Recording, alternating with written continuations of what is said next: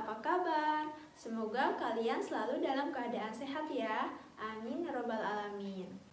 Sebelum memulai kegiatan pembelajaran, alangkah baiknya kita berdoa ya. Berdoa dimulai.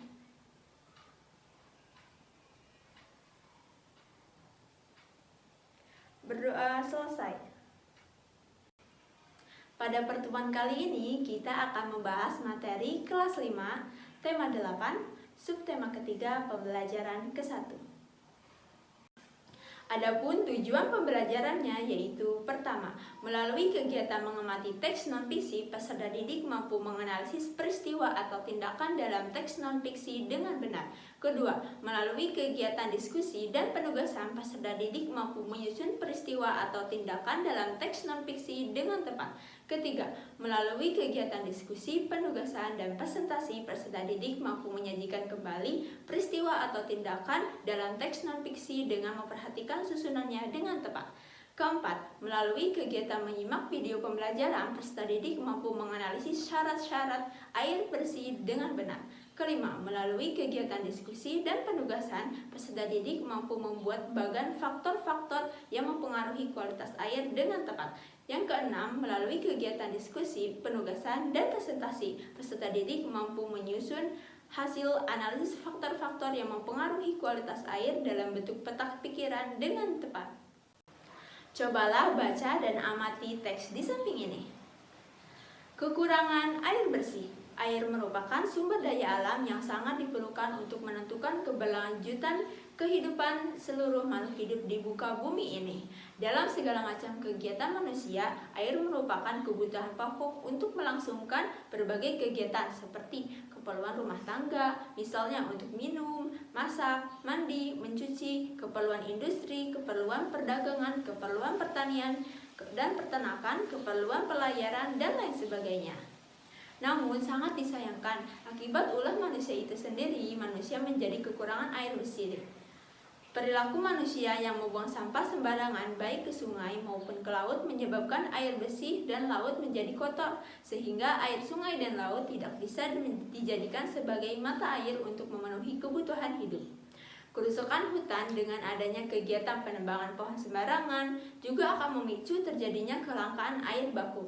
Selain itu, kegiatan membuang limbah sembarangan dan penangkapan ikan dengan bahan peledak dan tumbahan minyak di laut juga dapat menyebabkan terjadinya kekurangan air bersih. Karena peristiwa-peristiwa tersebut merupakan penyebab air menjadi kotor, sehingga persediaan air bersih menjadi berkurang. Adanya peristiwa kekurangan air tersebut akibat ulah manusia dapat kita jadikan pelajaran agar kita selalu menjaga lingkungan alam dengan baik sehingga kita dapat memanfaatkan lingkungan alam selamanya. Dari teks tersebut dapat kita ketahui bahwa peristiwa atau tindakan yang dilakukan oleh manusia dapat menyebabkan kekurangan air bersih. Namun, apakah kalian tahu apa itu air bersih dan air yang seperti apa dapat dikatakan bersih? Untuk itu, kita akan membahasnya lebih lanjut. Air bersih merupakan air yang dapat digunakan untuk keperluan sehari-hari yang kualitasnya memenuhi syarat-syarat kesehatan dan dapat diminum apabila telah dimasak. Adapun syarat-syarat air bersih yaitu ada 3. Pertama, syarat secara fisik, secara kimia, dan secara mikrobiologi. Adapun syarat secara fisik yaitu pertama, tidak keruh, kedua, tidak berwarna, ketiga, tidak berbau, keempat, suhunya normal yaitu antara 10 derajat sampai 25 derajat sehingga dapat dikatakan sebagai air sejuk. Yang terakhir yaitu tidak meninggalkan endapan. Adapun persyaratan secara kimia yaitu pertama, mengandung zat-zat tertentu seperti zat besi, mangan, dan klorida.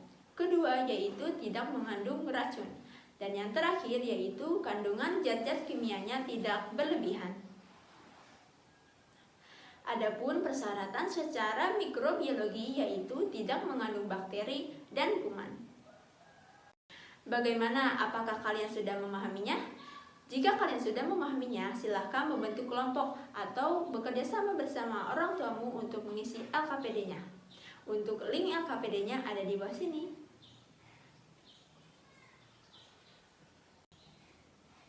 Apakah kalian sudah selesai mengerjakannya?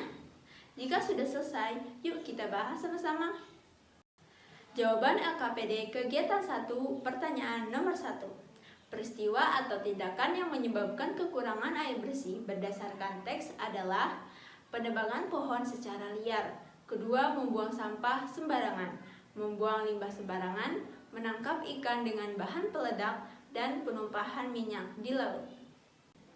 Jawaban nomor 2. Susunan peristiwanya yaitu manusia menebang pohon secara liar, membuang sampah sembarangan, membuang limbah sembarangan, menangkap ikan dengan bahan peledak, dan menumpahkan minyak air di laut, sehingga sumber air seperti laut dan sungai airnya menjadi kotor dan tidak sehat.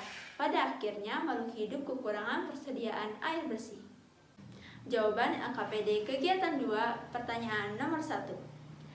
Air dapat dikatakan bersih bila memenuhi 3 syarat, yaitu pertama secara fisik, seperti tidak berkeruh, tidak berwarna, tidak berbau, suhu normal, dan tidak meninggalkan endapan. Persyaratan secara kimia yaitu mengandung zat-zat tertentu seperti zat besi, mangan, dan klorida. Ketiga, tidak mengandung racun, dan kandungan zat-zat kimianya tidak berlebihan. Dan terakhir, secara mikrobiologi, seperti tidak mengandung bakteri dan kuman.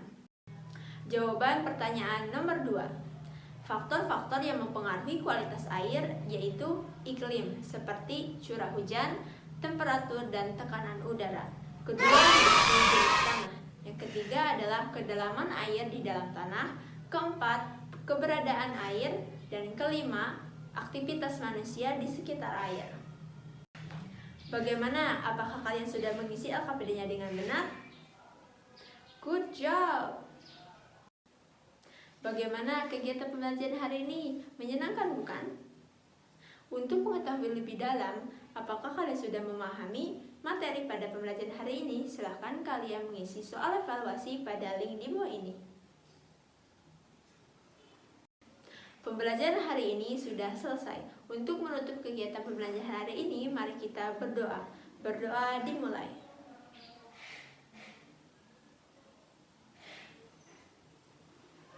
Berdoa selesai. Oke, sampai jumpa adik-adik semua.